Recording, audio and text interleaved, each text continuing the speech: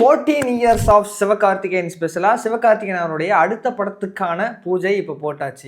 SK productions உடைய தயாரிப்புல தாய் கிழவி அப்படிங்கிற படம் வர பிப்ரவரி 20ஆம் தேதி ரிலீஸ் ஆக போகுது. அந்த படத்துடைய டைரக்டர் தான் சிவகுமார் முருகேஷ். ஸோ அவருக்கு வந்து தாய் கிழவி படம் ஒரு டெபியூ ஃபிலிம் தான். ஸோ அந்த படத்தை தொடர்ந்து அதுக்கு அடுத்த படமா சிவகார்த்திகேயன் அவர்கள் வச்சு ஒரு படம் பண்ண போறாரு. அந்த படத்துக்கான பூஜை தான் இப்போ நடந்து முடிஞ்சிருக்குது. ஸோ அந்த படத்துக்கான ப்ரோமோ ஒர்க்ல இப்போ டீம்லாம் பிஸியா இருக்கிறாங்க. ஸோ இந்த படத்தை பொறுத்த வரைக்கும் பாத்தீங்கன்னா இது வந்து முழுக்க ஒரு ரூரல் என்டர்டெய்னரா, அதாவது முன்னாடி நம்ம பார்த்திருப்போம்ல வருத்தப்படாத வாலிபர் சங்கம், ரஜினி முருகன் போன்ற படங்கள் மாதிரி இந்த படம் வரும் அப்படிங்கிற மாதிரியும் சொல்லப்படுது. ஸோ இதுக்கான அபிஷியல் அனௌன்ஸ்மெண்ட் பாத்தீங்க அப்படின்னா பிப்ரவரி 17ஆம் தேதி, அதாவது சிவகார்த்திகேயன் அவருடைய பர்த்டே ஸ்பெஷலா அபிஷியல் அனௌன்ஸ்மெண்ட் வரும் அப்படின்னு நம்ம எதிர்பார்க்கலாம். அண்ட் இதெல்லாம் போக சிவகார்த்திகேயன் அவர்கள் ஆல்ரெடி ராம்குமார் அவர்கள் கூட ஒரு படம் சேர்ந்து பண்ண போறாரு. அதே மாதிரி வெங்கட் பிரபு அவருடைய டைரக்ஷன்ல ஒரு படம் பண்ண போறாரு அப்படிங்கறதுலாம் நமக்கு ஆல்ரெடி தெரியும். ஸோ அப்படி இருக்கும்போது இதுக்கு நடுவில் ஒரு குயிக் ப்ராஜெக்டா தான் இந்த படத்துல வந்து அவர் நடிக்கிறாரு. ஸோ இப்போதைக்கு சிவகார்த்திகேயன் அவர்களுக்கு இருக்கக்கூடிய அந்த ப்ராஜெக்ட், அந்த லைன் அப்ஸ் எல்லாம் நமக்கு பார்க்கும்போது சிவகார்த்திகேயன் அவர்கள் சொன்னதுதான் ஞாபகம் வருது. அமரன், மதராசி, பராசக்தி, இந்த மாதிரி இந்த படங்கள் எல்லாம் ஒரு ஹெவியான கேரக்டர்ஸ் பண்ணியாச்சு. ஸோ இதுக்கப்புறம் பண்ண போறது வந்து ஒரு ஃபுல் ஃபிளெஜ்டு என்டர்டெய்னர்